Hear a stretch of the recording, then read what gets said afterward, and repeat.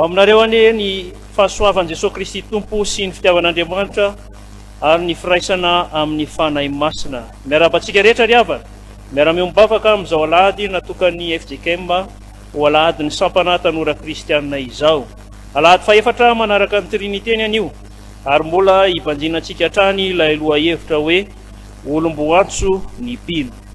Andeha ary hiara-itsangana isika fiangonana hidera sy hankalazan'ny Tompo amin'ny fiarahantsika mamaky ny salamo fa 5:100 ny andiny voalohany hatramin'ny andininy fahafito. Salamo fa 5:100 ny andiny voalohany hatramin'ny andininy fahafito.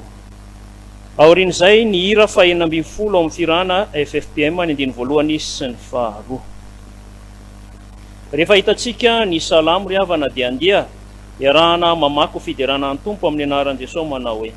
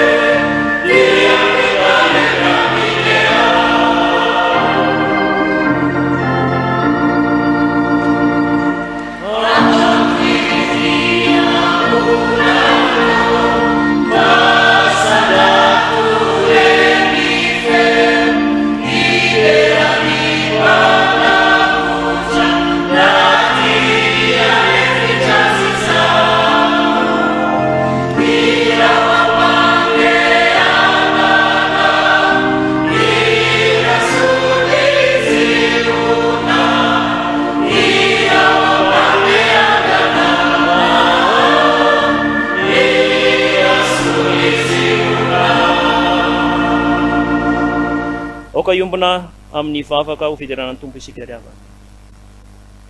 Andriamanitra ray pahary, Tompon'ny voninahitra ny laza, mpanjaka ny mpanjaka, misaotra anao zay no ny amin'ny alehibe ny fahasoavanao ka mampiombona anay amin'izao toerana izao hidera sy hanome voninahitra anao.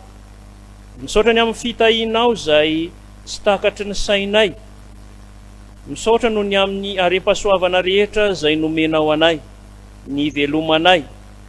Tao reo tsapanay ary tao koa aza izay tsy tsapanay akory nefa dia nomenao.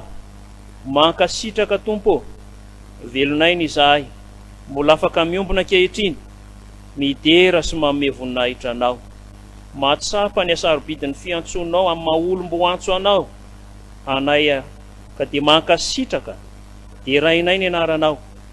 Andriamanitra Tompo, ny fanahy masina no angatahanay, hameno anay, azahoanay miatrika mandre ary indrindra ankatoa ny teninao.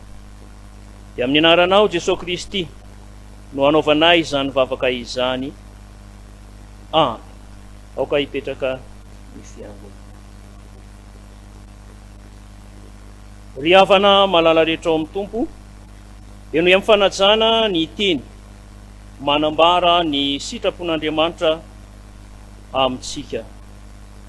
Fa efa nantsoina ho amin'ny fahafana ianareo rahalahy, kanefa aoka tsy hoentinareo anaraka ny nofo izany fahafahana izany, fa mifanompoa amin'ny fitiavana, fa tanteraka amin'ny teny iray ihany ny lalàna rehetra dia izao: tiavany namanao tahaka ny tenanao.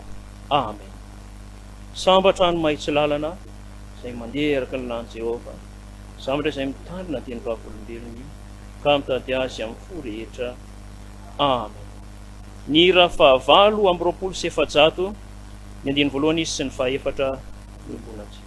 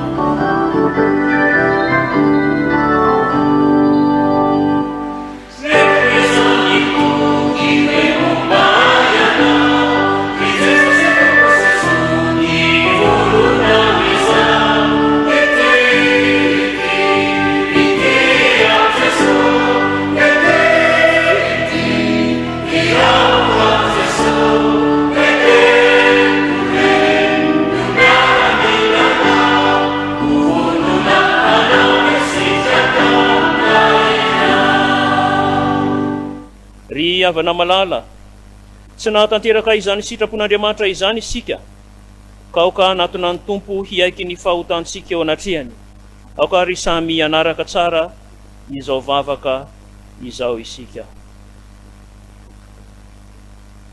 Ry Tompo rainay any an-danitro, manoloana izany sitraponao izany,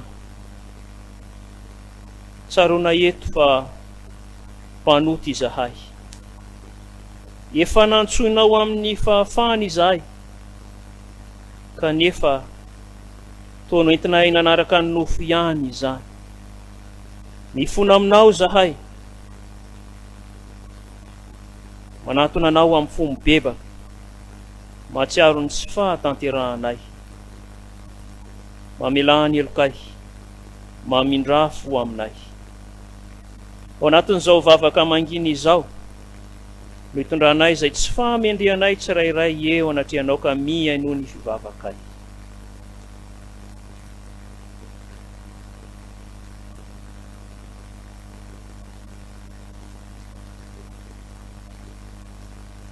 Andriamanitra Tompo, be famindrampo, tsy mba mitahiry fahatezerany, izany no Andriamanitray. Mino sy matoky izahay fa mihaino anay ianao, izay rehetra manatona anao tokoa dia tsy mba hisy ho lavinao mihitsy.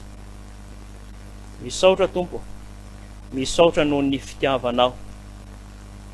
Ny anaran'i Jesosy lay Tompo tia anay, mivavahanay toy izany. Amen. Ny hira fa 7 amby efapolo sy efajato ny andininy voalohany. 7 amby efapolo sy efajato ny andininy voalohany ihany.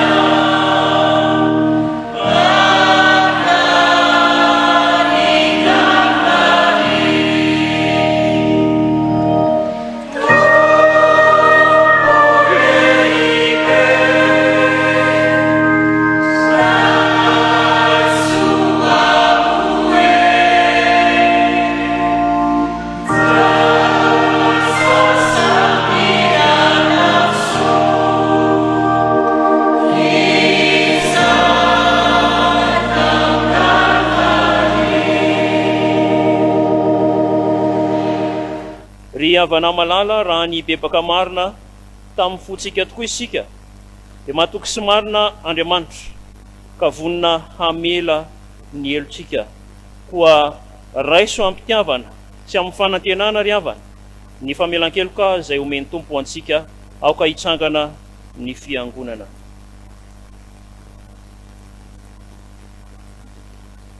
Hoy ny tompo, satria nino anatra ianao ka nanefitena teo anatrehan'i Jehova dia izao kosa efa niaino hoy Jehova. Aza matahotra ianao fa efa nanavitra anao aho. Izao dia izao ihany no namono ny fahadisoanao no ny amin'ny tenako, ary tsy hotsarovako ny fahotanao ko ambara ry havana fa voavela ny elokareo noho ny anaran'ny masina midy raha ny tompo. Sambatra ny olona izay voavela sy voasaraka fahotana, sambatra ny resaresaky Jehova sy misy fikatarafana. Amen. Ny ra fa 7:700 ny 9 sy ny 7 no irantsika mihira.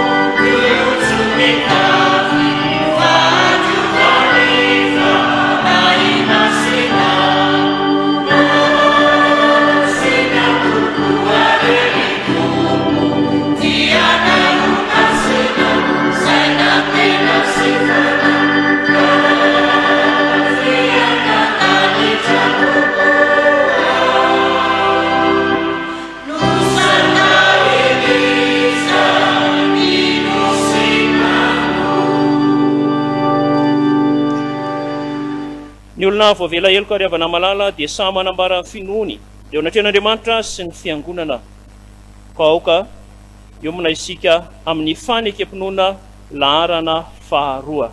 Ny fanekempinoana laharana faharoa miombonantsika manao hoe: isika minan'Andriamanitra iray izay fomba naonatra sy santa ary ny zavatra rehetra na ny hita na sy ary ny Jésus-Christ tompo iray Zanak'Alay fotan'Andriamanitra nateraky ny ray ny lamoanao rehetra izao ny mazava ka ny mazava Andriamanitra tokoa va amin'Andriamanitra nateraka fa tsy natao miray amin'ray amin'ny zavatra rehetra izy nahariana izao tontolo izao noho ny amintsika olombelona sady famonjenantsika midina tany an-danitra izy ary natao ny fanahy masina nofo tamin'ny maretintsika tonga hoy izy natao amin'ny azo fizarina fanavotana antsika ka tanapahana mikolato izy mampifisika nareo mitsangana tamin'ny tamin'ny amin'ny fahatelo araka izay fisoratra izy miakatra ao any an-danitra izy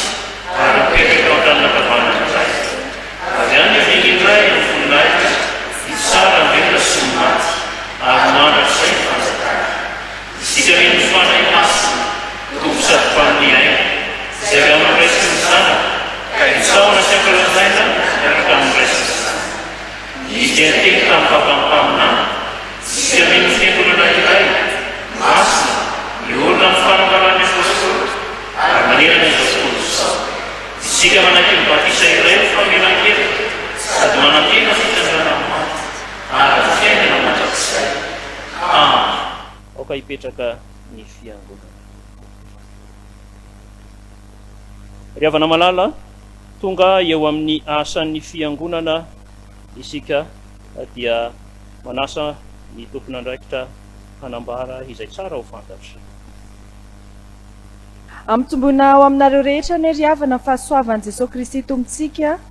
Amen. Toy izao no afatra ho antsika amin'izao alahady ny sampana tanora kristianina izao. Fifaliana ho anay birao sy tonian'ny sampana tanora kristianina fohy be ny miarahaba sy mamangy ny mpikambana isika rehetra manerana ny sany FJKM amin'izao alahady 17 Jolay 2022 izao, izay natokana hitondrana ambavaka ny tanora rehetra sy ny asan'ny sampana tanora kristianina. Isaorana ny tompo ny amin'ny fahataterahany 𝙗𝙗 520 tao amin'ny FJKM Philadelphia Antsirabe, synodam-paritany andrefana atsimona karatra miarady ny alatsinainy sy talata 29 sy 17 Aogositra 2022 lasa teo. Tamin'izany indrindra no nanatanterahana ny fanavaozana ny birao FTV-AFiFaB koa indro ampahafantarina antsika ireo tompon'andraikitra voafidy tamin'izany. Ireo birao FTV-AFiFaB ny filoha Raparijaona Tsiriniana Mpitandrina, ny filoha mpanampy Rambonin'ny Arivo Tantely Gaston Mpitandrina, Razafinjoelina Tahina, ny mpitahantsoratry ny fivoriana Rakotoniaina Voninkazo Erisoa Mpitandrina sy 𝙗𝙗𝙑𝙗𝙗𝙗, ny mpitahantsoratry ny vola Tomoina Anjarasoa Emily Mpitandrina, ny mpitahiry vola Razafinjatovo Eriniaina, ny Tonia Rakotondrazafy Angelin Mpitandrina. Ireo mpandimbola FJKM-FiFaB Andriamparasina Razafindramavo Mpitandrina, Randriamalala Lovasoa Mpitandrina, Ranjarasoa Charline. Araka ny tapaka tamin'ny 𝙗𝙗 dia mandinika aloha hevitra vaovao isika sampana tanora kristianina hiatrehana ny fifaninanana amin'ny Fanompoampivavahana dia ny manao hoe estika voafidin'i Kristy miasa amin'ny faharetana mamokatra tsara. Nalaina avy tao amin'ny Jaona 5:2-9:20. Toy izany koa ny fanapahan-kevitra momba ny adidy dia ny volana Novambra amin'ny taona izay hitsahina no farafandrotsahana izany isaky ny synodam-paritany. Koa manentana ny synodam-paritany rehetra mba hanao zava-dehibe ny famitana ny adidy. Isaorana manokana kosa ireo izay efa nahavitany azy sy izay efa hamita ny anjarany.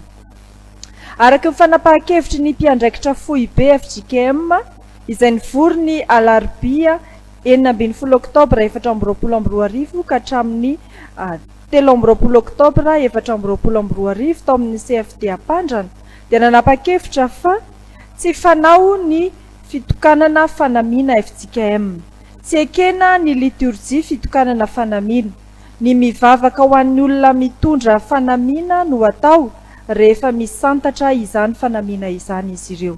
Indray mandeha isaky ny efa taona kosa no afaka manao fihaonam-be ny sampana sy ny sampanasa ary ny asa. Ny fivoriam-piandraikitra fohy be ny 3 Aprily 2022 tao amin'ny CFD Ampandrana ihany dia nanapa-kevitra fa nankatoavina ny anatanterahina ny fihaonam-be nasionaly sampana tanora kristianina amin'ny taona 2022 any Nosy Belleville, synodam-paritany voalohany atsiranana. Ny daty anatanterahana izany dia ny volana Aogositra 2022. Koa manentana antsika mpikambana rehetra tao anivon'ny sampana tanora kristianina mba hiomana amin'ny fiatrehana izany, hiomana amin'ny fifaninanana maro samihafa toy ny soratra masina, hira, fanatanjahantena sy ny sisa, ary aoka mba samy hatsiaro ambavaka izany fotoana izany isika rehetra. Ho ampitana amintsika ao amin'ny page officiel Facebook ihany sy amin'ny alalan'ireo komity fohy be amin'ny fivoriana manaraka amin'ny fandaminana rehetra mahakasika izany fihaonam-be nasionaly STK izany. Isaorana ny tompo fa afaka mankalaza azy isika amin'izao taon-jobily fa 15 taona ny STK FJKM izao. Isaorana araka izany koa ireo komitiny jobily izay mitarika antsika amin'izany. Toy izao ny fandaharam-potoana sy fandaminana mahakasika izany. Ny ivony dia ho tanterahina ny Antsoy synodam-paritany Sofia Andrefana manomboka ny Alarobia 30 Jolay ka hatramin'ny 2 Aogositra 2022 ho avy izao. Ny famaranana kosa dia atao eto Antananarivo ny volana Novambra ho avy izao, izay fotoana ivorian'ireo komity FTV STK raha teo. Ny adidy ho an'ny mpikambana STK tsirairay avy dia 1000 ariary, ny isa mpitandremana 2 alina ariary, ny isa synodam-paritany dia 2 alina ariary. Koa entanina ny mpikambana tsirairay avy, ny isa mpitandremana sy synodam-paritany mba samy hanefa izany adidy izany. Entanina isika mba hanjifa ny firana STK izay arena lehibe ho antsika, ny fitsipika, ny karatra ary ny kravaty izay ampahafantarina antsika etona moa fa hiakatra 3000 ariary izany noho ny amin'ny antony manokana avy amin'ny mpanjinjara azy manomboka ny volana Aogositra ao amin'ny biraon'ny FTV FJKM ifanomezan-tsoa rihana fahadimy varavarana 120 no ahitantsika izany. Ampatsahivina isika fiangonana amin'ny fampiarana ny fampiasana ny atoko-pihira STK ao anatin'ny Fanompoampivavahana isaky ny Alahady izay anisan'ny joroantsika vavolombelona amin'ny fitoriana filazantsara ny alalan'ny sokajina sahira araky ny fitsipika andininy 470 andalana 4. Eto am-pamaranana dia manentana antsika rehetra isa mpitandremana mba hanoana ny asan'Andriamanitra izay tanterahina eo anivon'ny Sampana Tanora Kristianina amin'ny alalan'ny rakitra izay atao amin'ity Alahady anio ity.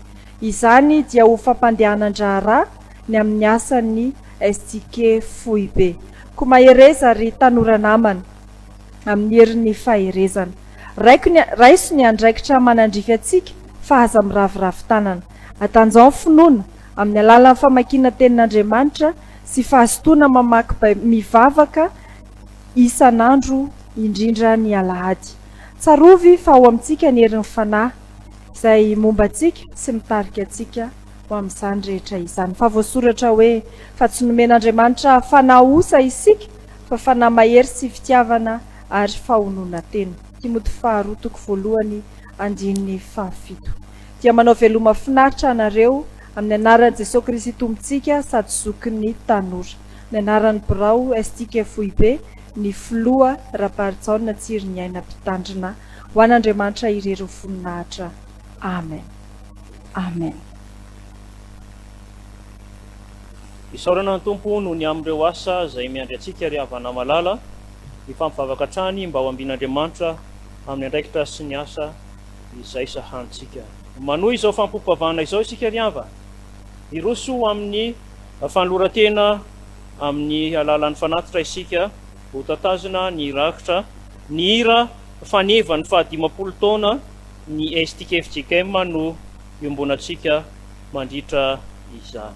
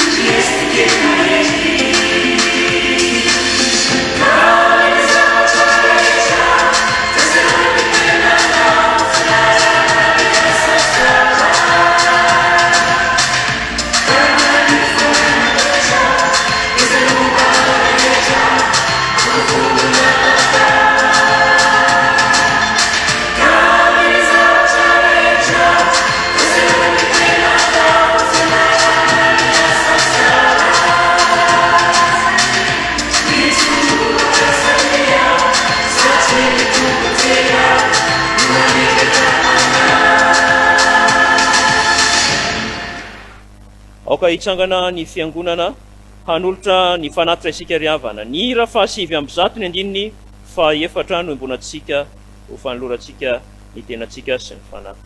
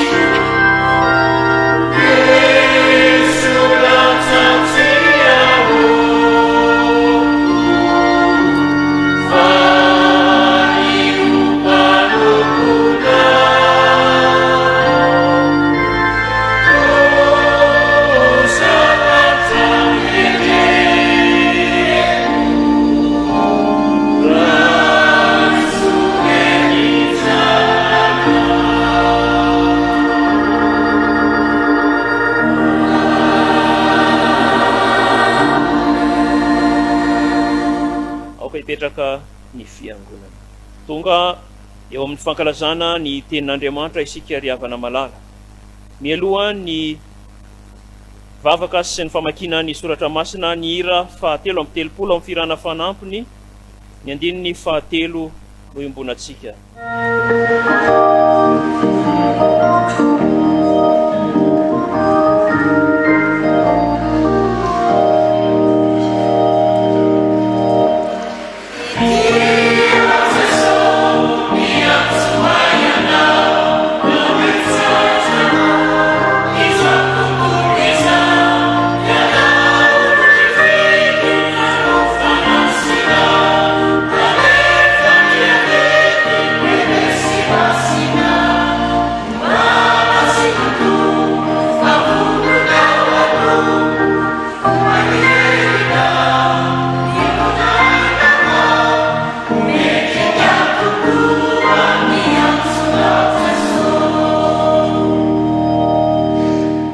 Iombona mivavakantsika tompoko. Misaotra anao izay ry Andriamanitra rainay io raha mbola nomenao indray izao fotoana izao izay ahafahanay mamaky sy miaino ny teninao. Mangataka ny fanainao masina izahay mba hirotsaka aty anatinay tsirairay avy ho an'ireo izay hamaky ny teny, ny hitondra ny hafatra, izahay mpiaino mba tsy hisy tsiorenay sy olazaina aminay afa-tsy ny teninao irery ihany. Ka izay feo manelingelanay dia didinay hiala sy hivoaka amin'ny anaranao mba hahafahanay mifantoka tsara amin'izay tiana olazaina aminay. Mitenena Jehova fa voninkaino izay mpanomponao. Amin'ny anaran'i Jesosy mahavonjy no hanononanay izany vavaka izany. Misaotra raha eo. Amen. Miaraka maky sy haino ny teny soratra masina isika araka izay voalahatra ao amin'ny perikopanio. Samuela voalohany toko 7 andiny voalokatra amin'ny 7. Samuela voalohany toko 7 andiny voalohany katramin'ny 7. Vaky toy izao minaran'ny Tompo. Ary Samuela zaza nanao fanompom-pivavahana tamin'i Jehova teo anatrehan'i Eli. Ary tamin'izany andro izany efa nahalana ny tenin'i Jehova, tsy nisy fahitana niseho loatra. Ary tamin'izany andro izany, raha nandry tao amin'ny fandriana Elia, efa pahina ny masony ka tsy nahita izy, sady tsy mbola maty ny jerin'Andriamanitra. Ary Samoela efa nandry tao amin'ny tempolon'i Jehova izay nisy ny fiaran'Andriamanitra, dia niantso an'i Samoela Jehova, ary izy namaly hoe, ity aho. Dia niazakazaka nakeo amin'ny Elia izy ka nanao hoe, ity aho, fa niantso ahy ianao. Fa hoy Elia, tsy niantso aho, andeha mandry ihany. Dia lasa nandry izy. Ary Jehova niantso azy indray hoe, Samoela. Dia nifoha Samoela ka nanakao amin'ny Elia ary nanao hoe, ity aho, fa niantso ahy ianao. Fa hoy izy, tsy niantso aho anaka, andeha mandry ihany. Ary Samoela tsy mbola nahalala ny Jehova, sady tsy mbola nanehoana ny tenin'i Jehova izy. Ary Jehova niantso an'i Samoela indray fa niteliny. Dia nifoha izy ka nakao amin'ny Elia ary nanao hoe, ity aho, fa niantso ahy ianao. Dia fantatr' Elia fa Jehova niantso ny zaza, ary hoy Elia tamin'i Samoela, andeha mandry ihany. Ary raha tahiny miantso anao izy, dia valio hoe, mitenena Jehova ô, fa miaino ny mpanomponao. Dia lasa Samoela nandry tao amin'ny fandriana. Amen.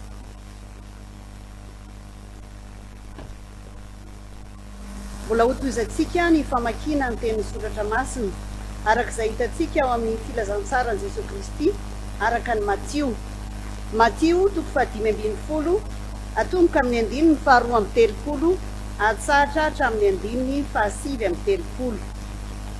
Ary Jesosy niantso ny mpianany akeo aminy ka nanao hoe, mahonena ny vahoaka, fa efa nitoetra atelona taty amiko izy zao ka tsy manako hanina. Ary tsy tiako ny ampody azy tsy mihinana, fandrao reraka eny an-dalana izy. Fa hoy ny mpianatra taminy, aiza no ahitana mofo aty anefitra ampy ahavoky izao vahoaka betsaka izao. Ary hoy Jesosy taminy, misy mofo firy any aminareo? Ary hoy izy, 7 sy azan-drano no madinika 7 foana. Ary izy nandidiny vahoaka betsaka hipetraka amin'ny tany, dia nandray ny mofo 7 mba amin'ny azan-drano izy. Ary rehefa nisaotra dia namaky ka nanolotra azy ho an'ny mpianatra, ary ny mpianatra kosa nanolotra ho an'ny vahoaka. Ary nihinana avokoa izy rehetra ka dia voky, ary nangony ny tsongotsongony sisa tsy lany, ka dia nahafeno sobika 7. Ary izy mihinana, ary izay mihinana dia efa 4 rivolahy, afa-tsy ny zaza amam-behivavy. Ary noho ny efa nampodiny vahoaka izy dia niondrana tsambokely ka nankany amin'ny sisitany Magdana. Amen. Ny epistily ho an'ny Korintiana no amaranantsika ny famakiana ny soratra masina. Korintiana voalohany toko voalohany andininy fahavalo ambin'ny folo ka hatramin'ny fahadimy amby roapolo. Fa ny teny amin'ny azo fijaliana dia fahadalana amin'izay ho very, fa herin'Andriamanitra kosa amintsika izay ho tonjena. Fa voasoratra hoe, ho foanako ny fahendren'ny endry, ary ho laviko ny fahalalany mahalala. Aiza ny endry? Aiza ny mpanorandalàna? Aiza ny mpiady hevitra avy amin'izao tontolo izao? Tsy nampidin'Andriamanitra ho fahadalàna va ny fahendren'izao tontolo izao? Fa satria na dia naseho aza ny fahendren'Andriamanitra, ny fahendrena dia tsy nahatonga izao tontolo izao halalan'Andriamanitra, ka dia ny fahadalàn'ny fitoroteny ho sitrak'Andriamanitra amin'ny jeny izay mino. Fa ny jiosy mila famantarana, ary ny jentilisa mitady fahendrena. Fa izay kosa mitory an'i Kristy voaomby tamin'ny azo fijaliana, dia fahatafitonana amin'ny jiosy ary fahadalàna amin'ny jentilisa. Fa amin'izay voanto kosa, na jiosy na jentilisa, dia Kristy izay herin'Andriamanitra sy fahendren'Andriamanitra. Fa ny fahadalàn'Andriamanitra dia endry noho ny olona, ary ny fahalemen'Andriamanitra mahery noho ny olona. Amen. Ray masino manamasingana amin'ny fahamarina, ny teninao ny fahamarina. Amen.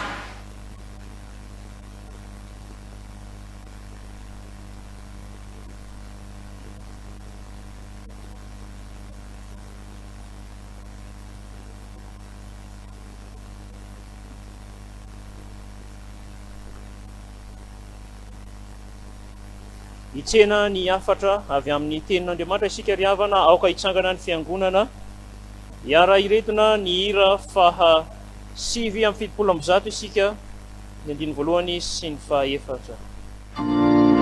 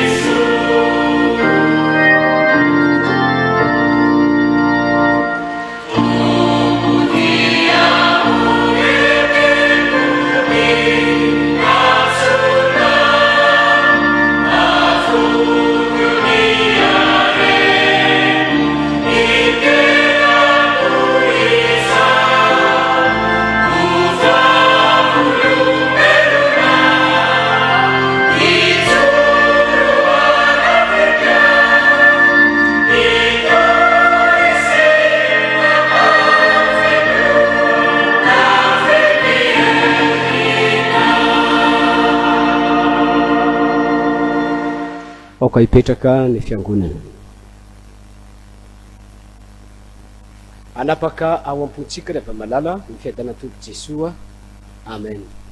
Ny teny soratra masina zay akana afatra ho antsika amin'ity anio tia dia arak'izay hita ao amin'ny Samuela voalohany toko fahatelo andininy voalohany hatramin'ny andininy fahasivy.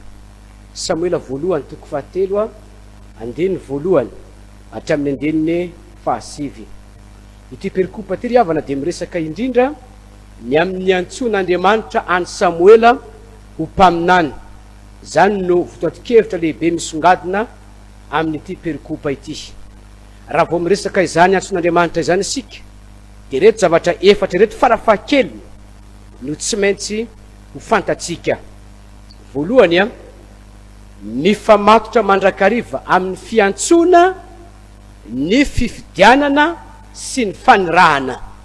Dia ny faharoa kosa dia fahefan'iz'Andriamanitra manokana ny miantso, mifidy ny olona ho mpiara-miasa aminy ahatanteraka ny fikasany.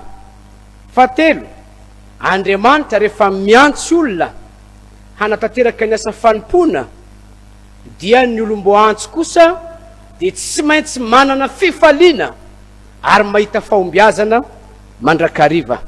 Ary faefatra farany kosa dia izao hoe Andriamanitra rehefa miantso tsy hoe antso fahoany fa antso manana tanjona mazava tsara dia mikendry ho amin'ny famonjena dia ny andova ny fanjakan'Andriamanitra dia le fiainana mandrakizay. Dia inona ary ny afatra ho antsika rehefa malala miainga amin'ity perikopa ity dia izao ny antso ny tompo. Ny antso ny tompo dia miantefa amin'ny sokajin'ny olona rehetra. Zany dia hita amin'ny andininy voalohany hatramin'ny andininy fahafito. Misandrahaka amin'ny olona rehetra sy amin'ny sokajin'ny olona rehetra izao antso ny tompo raha ny antso any Samuela izy ho mpaminany. Satria mbola zaza tokoa mantsy i Samuela eto raha nantsona ny amin'izany. Raha amin'ny lojikan'olombelona tokoa mantsy dia ny olon-dehibe efa matotra no antsona ka omena andraikitra goavana sy makadiry. Fa mifanohitra amin'izany kosa ny antso ny tompo ny antefa tamin'ny Samuela raha hitantsika eto amin'ity perikopa ity. Tsy olona avaram-pianarana tokoa mantsy i Samuela satria mbola zaza vao ny saranono izy no efa nanompo ny tompo tao amin'ny tranon'Andriamanitra, amin'ny tranon'ilay fiainana tao silo. Zany hoe nanao asa fanompona fony fahazazana i Samuela eto. Ny mpandilika moa dia manamarika fa eo amin'ny 20 taona Samuela eto raha nantson'Andriamanitra ho mpaminany. Ny antson'ny tompo arak'izany miantefa amin'ny olona zay antsony, zany hoe ny olona antsony tompo ihany no mandreny feon'ny tompo. Raha ny antsony Samuela izy satria Samuela ihany nanireny antsony tompo fa tsy Eli. Ary zany natonga ny Samuela raha vao nandre antso izy dia niazakazaka avy hatrany manatona any Eli mba hamaly ilay antso. I Elikana moa no rainy ary Iana no reniny dia nanolotra ny Samuela ho an'ny tompo tao amin'ny tempoly. Zany hoe nanana fatokisana ny ray aman-dreny fa ho voakarakara tsara ity zanany ity. Ary io raha te moa fanehoana ilay voady tamin'i Jehova i Samuela ny amin'ny valimbavaka Iana ka nanolorany zany ho an'ny tompo. Dia ny zavatra tsapa eto dia zao, rehefa nialehibe i Samuela dia ny an'ny tompo fity teo mason'Andriamanitra izy, ary ny tompo fity ihany koa teo mason'ny olona, satria nazoty nanao ny raha fanompona tao amin'ny tempoly izy. Nanampy any Eli mpisorona be izy mikarakara ireo zava-masina tao amin'ny tempoly. Zany hoe ao amin'ny tempoly no isehony tantara eto ny amin'ny nanehoan'Andriamanitra ny tenany tamin'ny alalan'ny antso izay nantefa tany amin'ny Samuela. Dia Samuela moa raha vao nandre ny antso araka nambara teo dia miazakazaka izy nanatona ny Eli satria no heveriny fa feon'ny Eli no eniny, ny heveriny fa Eli no miantso azy. Ny zavatra azo tarafina araka izany dia zao hoe isan'ny zaza feno fahendrena Samuela, feno fankatoavana Samuela, satria raha vao eny ny feon'ny Eli no heveriny antso azy na alina azy dia ny fo izy miazakazaka manatona ny Eli. Zany hoe tao amin'ny Samuela ilay fanany fankatoavana araka izany. Efa ela tokoa mantsy taosily no tsy mba iresan'Andriamanitra mivantana ny olona, nefa eto Andriamanitra dia miresaka mivantana, ary raha miresaka mivantana izy dia ilay zaza no iresan'Andriamanitra araka izay. Maneto koa fa Andriamanitra no maso mandidy, Andriamanitra ny tompon'ny fahefana amin'ny olona tia no antsona, tia no hofidiana, eny fa na dia zaza aza. Ny soratra masina dia manambara fa raha vao nitondra fampianarana Jésus-Christ dia nisy zaza moa anatinany Jesosy dia ndraran'ireo mpianatra, ary dia zao nivaliny tenin'ny Jesosy tao anatin'izany hoe avelao ny zaza anatonay ary aza rarana fa nyto azy ny fanjakan'Andriamanitra, araka izay tao amin'ny Matio marika 10:4-20. Ry hava-malala, aoka isika tsy hanao tsinotsinona ireo ankizy sy tanora ireo, fa tena afaka iresan'Andriamanitra izy ireo. Izany raha teno anomezana fotoana manokana ao anatin'ny Fanompoampivavahana isakany Alahady natokana ho 10 minitra ho any ankizy sy ny tanora mba anomezan-danja fa Andriamanitra dia miresaka amin'ireo ankizy sy tanora arak'izay ifidianany azy itiavany azy. Dia isika kosa ho antsika tanora sy ankizy, raha vao mandreny antsony tompo dia zao no afatra ho antsika. Miteny amintsika Andriamanitra amin'ny fotoana tsy ampoizina, amin'ny fotoana tsy fantatra, ka aza mihevitra isika hoe mbola kely loatra na hoe mbola zaza, ka Andriamanitra dia miantso amin'ny fotoanany amin'izay tiany hiantsona antsika izy. Tsarovy ry havana fa tena tiantsika i Jesosy io, tiantsika izy ary tsy manafaka ny sokajy ny taona, tsy manavaka ny sokajy na amin'ny fahalebiazana, fa anehoany tompo fa tiany olona rehetra le Jesosy tompontsika araka izay.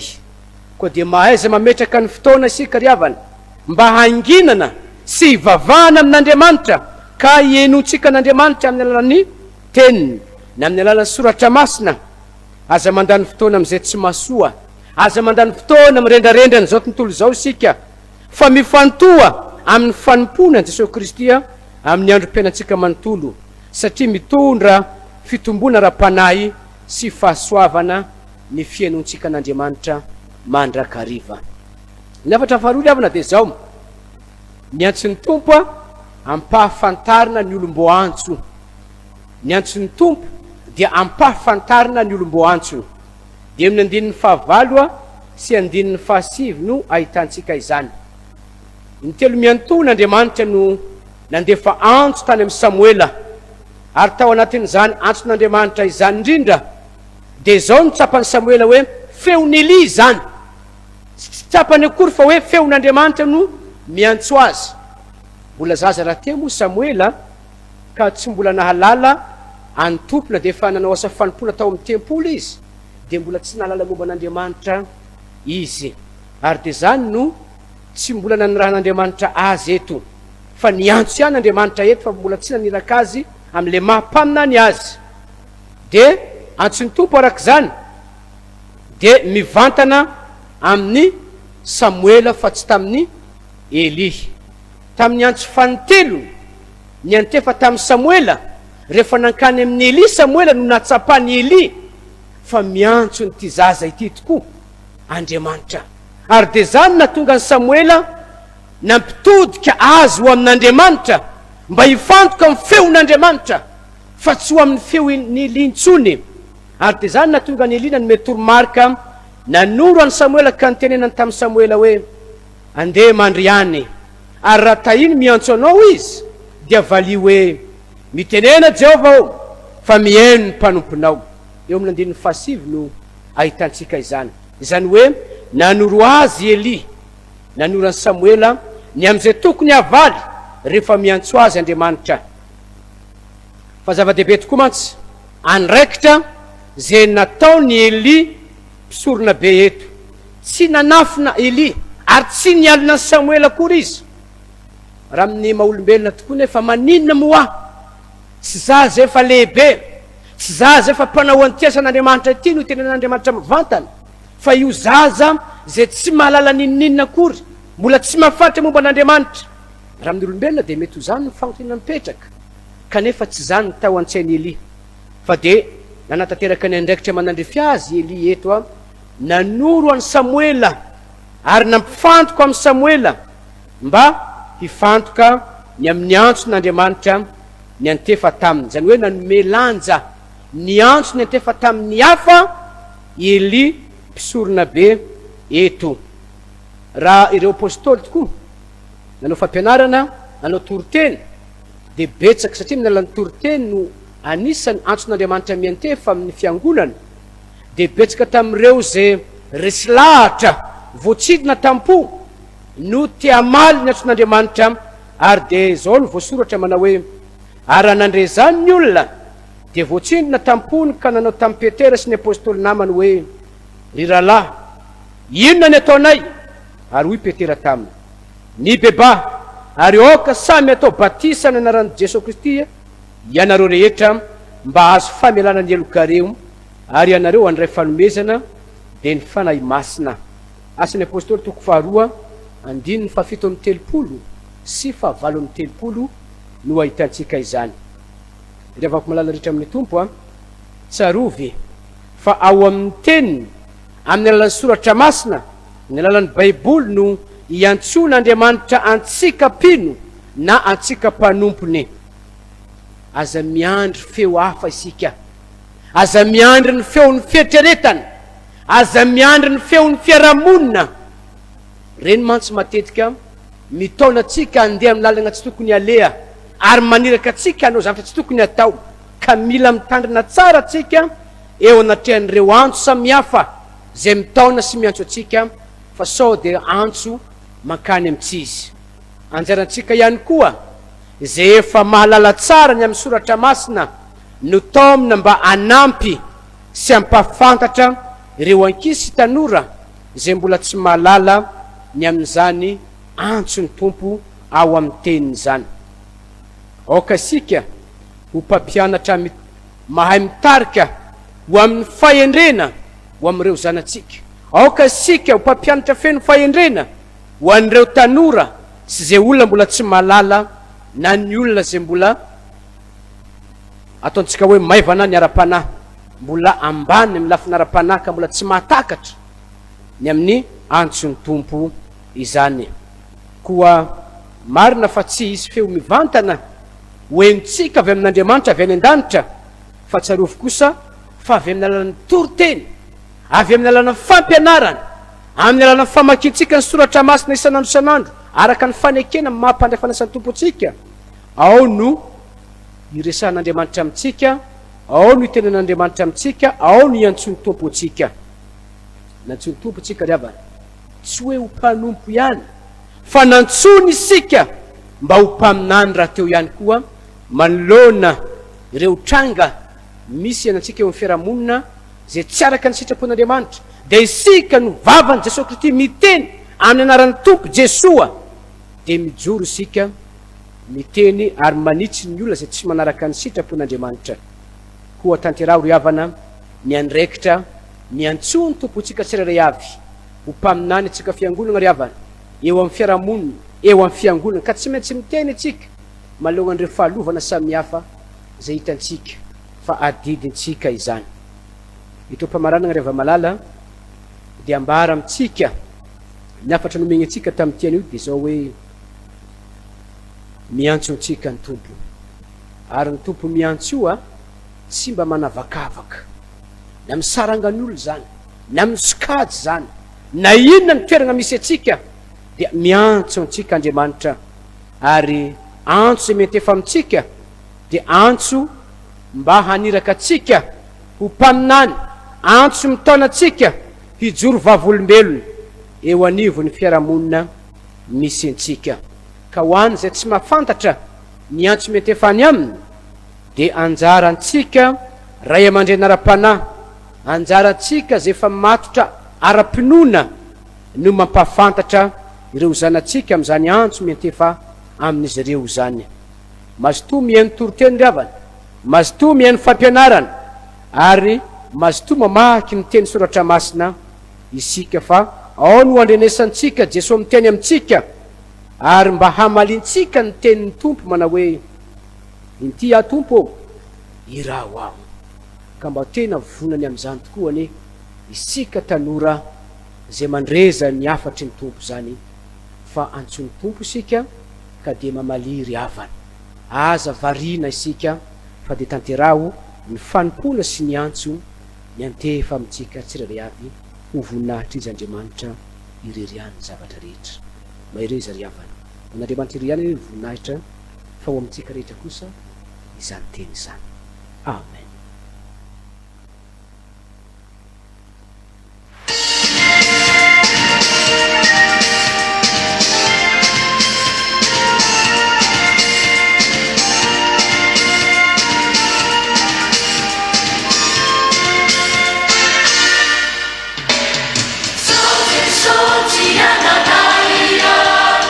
Fanaria comunità, Ayana, Mufati.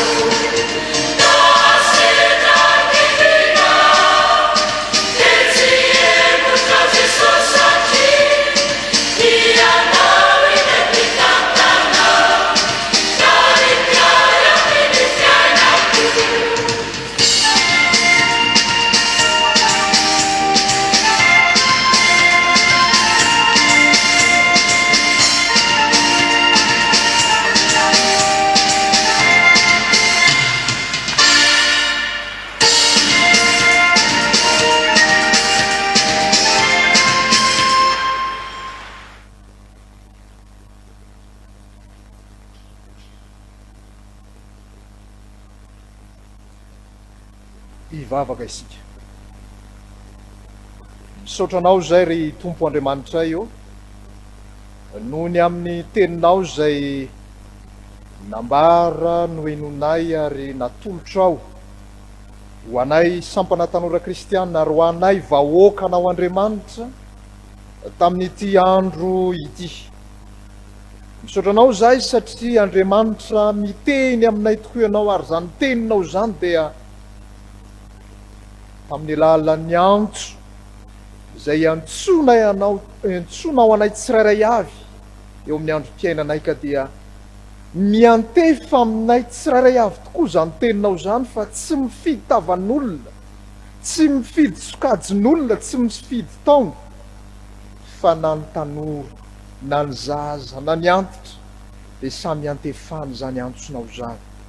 Ko andreto ary izahay Tompo manantona anao mamaly zany antsonao zany ka manolotra ny tenanay indrindra fa ao anatin'izao fahatanorana izao. Misaotrana ihany koa zahay satria nampianatra anay ianao fa izany antsonao Andriamanitra zany dia tsy hafenimpeninao fa ampahafantarinao ny olomboantsonao rehetra.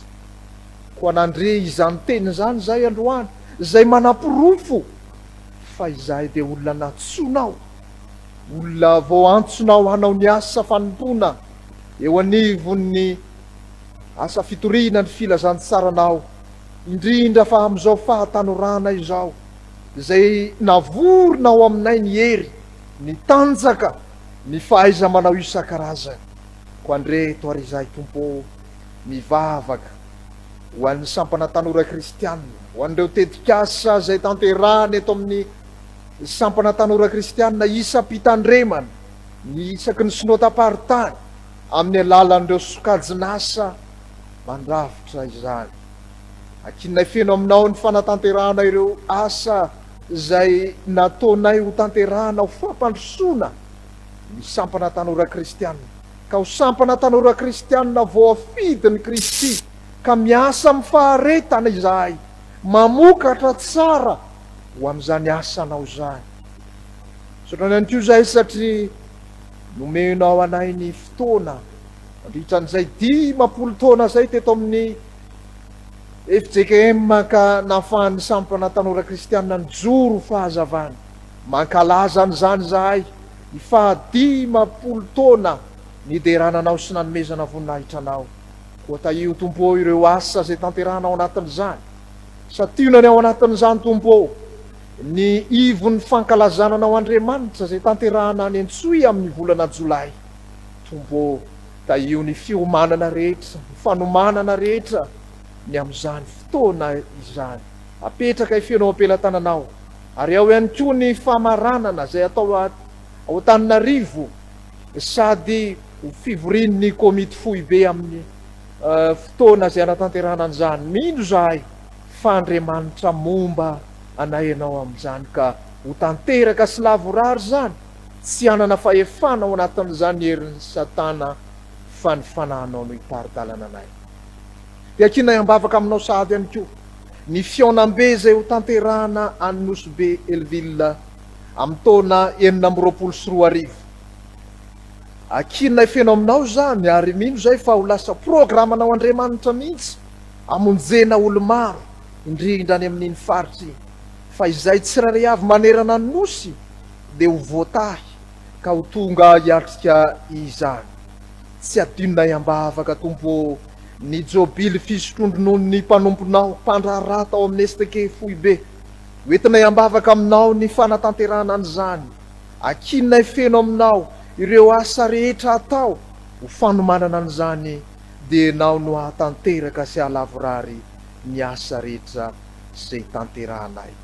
Fa mivavaka izahay ho an'ireo birao ny Sampana Tanora Kristianina fohy be. Hitanao ireo andraikitra maro napetraka ao eo Antsoroka izy ireo, tolory saina omeo fahalalana hatrany Tompo ary vatsio amin'izay rehetra ilainy ahafahany manatanteraka izany asanao izany. Dia mino ary izahay fa voantsonao tokoa ny tanora kristianina mandrafitra izao Sampana Tanora Kristianina eto amin'ny FJKM izao, ary voafidy anao ny asanao amin'ny faharetana ka dia hamokatra tsara ho fijoroana vavolombelona amin'ny vahoakanao izay rehetra miombona atao anatin'izao tanora kristiana zao. Fa mivavaka ihany koa zahay tompo ho an'ireo tanora zay mbola tsy ao anatiny, ary indrindra eto amin'izao Madagaskara misy anay izao, ny tanora no ho avy ny firenena. Ka mino izahay fa ho ataonao tanora matahotra anao Andriamanitra, ary joro amin'ny finoananao ane ny tanora rehetra eto Madagaskara, na ny mpitondry izany na ny vahoaka izay ao anatin'izany tanora izany. De momba anay ary tompo, ary mino sy manateny zahay fa miara-dalana aminay mandrakarevy anao, ka tsy avelanao andeha irery ny tanora rehetra. De amin'ny anaranao Jesosy Kristy ary no ivavahanay toy izany, ary tianay ny miombona amin'ilay vavaka nampianarinao anay manao hoe lainay Eugénie ho ambasida ny renana le fanjakana tao ane sitraponao ety atany tahaka ny eo anay mila message ao anay mamelana ekay tahaka namelana izay mento taminay, ary aza mitondra ray afakapana nafahanay amin'ny ratsy nao ny fanjakana sy ny hery ary ny voninay ka mandrakizay. Amen. Isaorantsika Andriamanitra ry havana malala nahafahantsika niombona tamin'ny alalan'izao fampom-pavahana izao, mankasitraka antsika estike rehetra izay mahatsiaro ho zava-dehibe ny fiambonam-bavaka amin'izao alahady ny estike izao. Mankasitraka ny dekona mpiara-miasa rehetra izay mantanteraka ihany koa ny fanompoana tamin'ity an'io ity. Omban'Andriamanitra ny isika, ho tahin'Andriamanitra amin'ny zavatra rehetra. Andeha marana izao fampom-pavahana izao sika ry havana, eo am-pitsanganana no irantsika miredona ny hira faharoa amby 50 ao amin'ny firana Fanampiny. Hira faharoa amby 50 amin'ny firana Fanampiny dia atolotra ny tsodrano ao aorian'izay.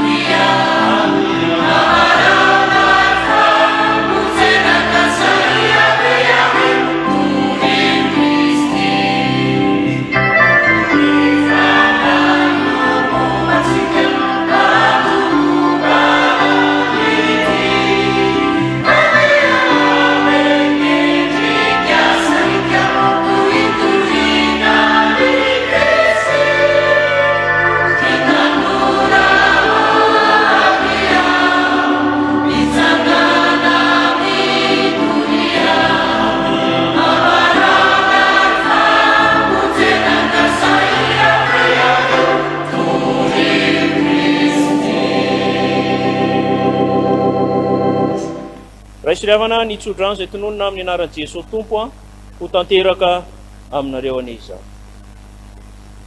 Hitay anao ane Jehova ka hiaro anao, hampamirapiratra ny tavany aminao ane Jehova ka hamindrafo aminao, hanandratra ny tavany aminao ane Jehova ka hanome anao ny fiadanana.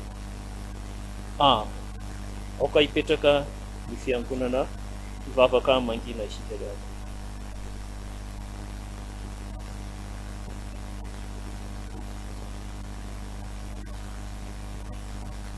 ho an'Andriamanitra irery ny voninahitra